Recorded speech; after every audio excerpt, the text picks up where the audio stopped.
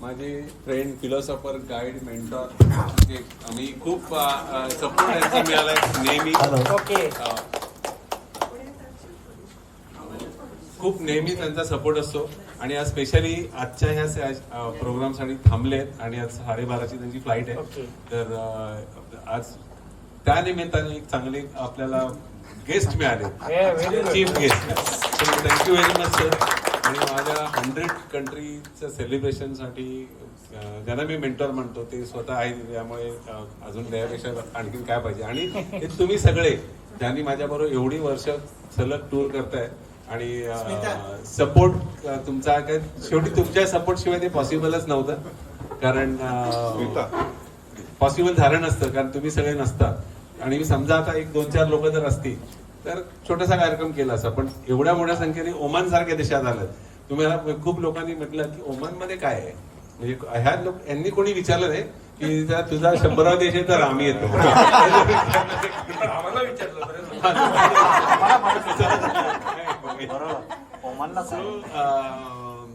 पण या सगळ्यांच्या प्रेमामुळे खरंच भारावून गेलोय.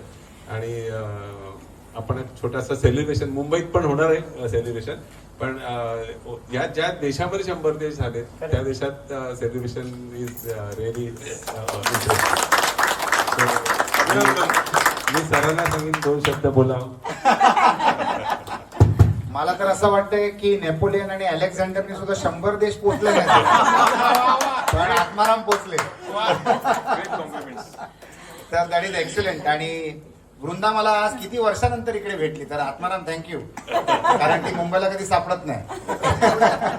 आणि अजून चांगली लोक भेटली तिथे. आणि तुमचा एवढा उत्साह. ओमान खरोखर एक एकदम सुरेख देश आहे. कारण 2 महिन्या अगोदर मी इथे टूर करून गेलो, त्याच लोकेशनवर जिथे जिथे तुम्ही गेलात ना. खरं म्हणजे ओमान मध्ये एवढी सुंदरता हे कोणाला माहितच नाहीये. लोकांना असं वाटतं अच्छा ओमानला चाललंय असं. तर कॉंग्रॅच्युलेशन आत्माराम. म्हणजे हा एक असा व्यक्ती आहे, साधारणतः 150 ट्रिप पेक्षा जास्ती ते लडाखला गेलेले. म्हणजे मला वाटत नाही भारतामध्ये कुठच्याही दुसऱ्या व्यक्तीने 150 वेळ लडाख बघितलं असेल. I don't think so. तर that is again a milestone. आणि मला वाटतं 2003 साली कंपनी सुरू झाली ईशा टूर्स अँड ट्रॅव्हल्स. तर 2003 ते 2025 आणि ह्या 22 वर्षांमध्ये 100 देश गाठणं. सर्व्हिस इंडस्ट्रीमध्ये कसं असतं, आपण मॅन्युफॅक्चरिंग फॅक्टरी जर असली ना, जसे या मित्राची आहे, तर तुम्ही 10,000 मशिनी चालू शकता एकत्र. पण 10 लोकांना सांभाळणं कठीण काम असतं, कारण ती लोक नसतात, इगोज असतात आणि फार दुखावलेले असतात छोट्या छोट्या कारणांमुळे. तर सर्व्हिस इंडस्ट्रीमध्ये 100 देश गाठणं, ते पण 30 ते 50 ते 75 100 लोकांना घेऊन, हे एक कसोटीची गोष्ट आहे. आपण जेव्हा शिवाजी महाराज असतो ना, तेव्हा ते सैन्य असतात, पण ट्रिपमध्ये सगळेच शिवाजी महाराज असतात. लोकांना सांभाळायचं म्हणजे एकदम कठीण काम आणि कष्टाचं काम असतं. ते या माणसाने पार पाडलंय. म्हणजे खरोखर यांच्यामध्ये एक राम आहे आणि कुठची तरी भटकती आत्मा पण आहे. म्हणून आई वडिलांनी नाव आत्माराम ठेवलं असेल कदाचित. नावामध्ये कधी कधी भविष्य घडतं, तर ते कदाचित यांच्याबरोबर ते घडलेलं आहे. आणि मी जेवढ्या लोकांकडनं ईशा टूर्स अँड ट्रॅव्हल्स बद्दल ऐकलंय, सगळ्यांनी एवढं पॉझिटिव्ह फीडबॅक दिलेलं आहे ना. सर्व्हिसमध्ये फॉर एक्झाम्पल इंटिरियर डिझायनिंग पण एक सर्व्हिस क्षेत्र असतो. किती चांगला इंटिरियर डिझायनर असला ना, ते प्रोजेक्टच्या अंतला आपलं त्याच्याबरोबर भांडण होतच होतं. बजेटमुळे, टायमिंगमुळे, क्वालिटीमुळे, अपेक्षांमुळे गडबड असतेच असते. त्याच्यापेक्षा कठीण बिझनेस असतो हा टुरिझमचा. कारण कोणाला मीठ कमी लागतं, कोणाला मीठ जास्ती लागतं, कोणाला मिरची कायमस्वरूपी लागत राहते. तर अशा व्यवसायामध्ये व्यवसाय करणं म्हणजे खरोखर कठीण काम आहे. तर यांना पुरस्कार दिला पाहिजे. तर कॉंग्रॅच्युलेशन्स. आणि मला असं वाटतं destiny plays a very important role.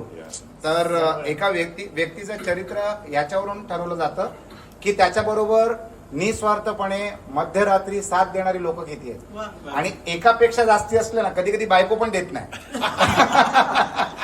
एकापेक्षा जर जास्ती असले ना, तर खरोखर तो व्यक्ती गुणवान असतो आणि देवाच्या कृपाने धनवान असतो, अनेक रूपांमध्ये धनवान असतो.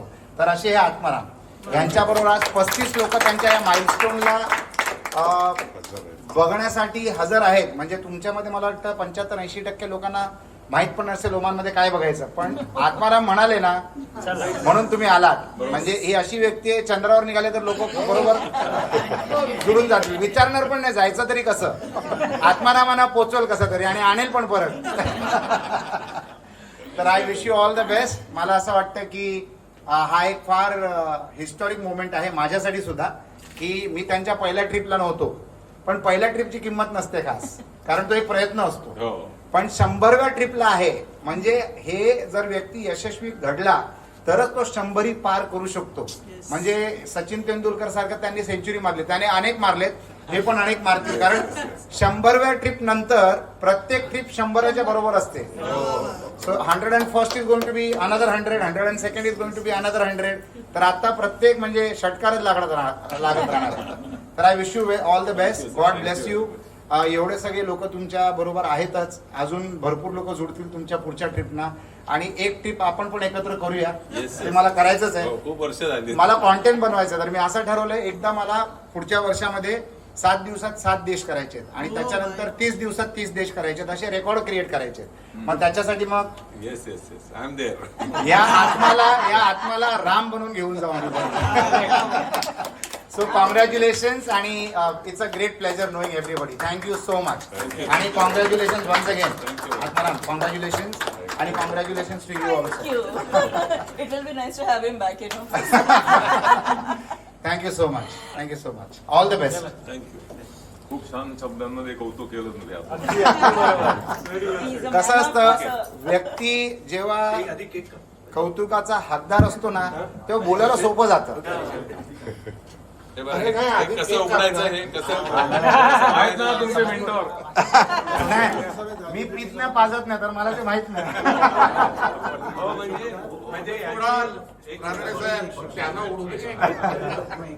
यांची 25 डिसेंबरची बिंग ख्रिश्चन त्यांची दरवर्षी क्रिसमस पार्टी असते. अशी एकमेव क्रिसमस पार्टी ज्याच्यामध्ये दारूनच पण मित्रांचं प्रेम आहे, त्यांना एवढं प्रेम आहे की ते प्रेमाच्या नशेत येतात आणि प्रेमाच्या नशेत जातात. दारूची गरज लागत नाही. सगळ्यांचं म्हणण्याचं आधी केक. चला, थँक्यू व्हेरी मच. फोटो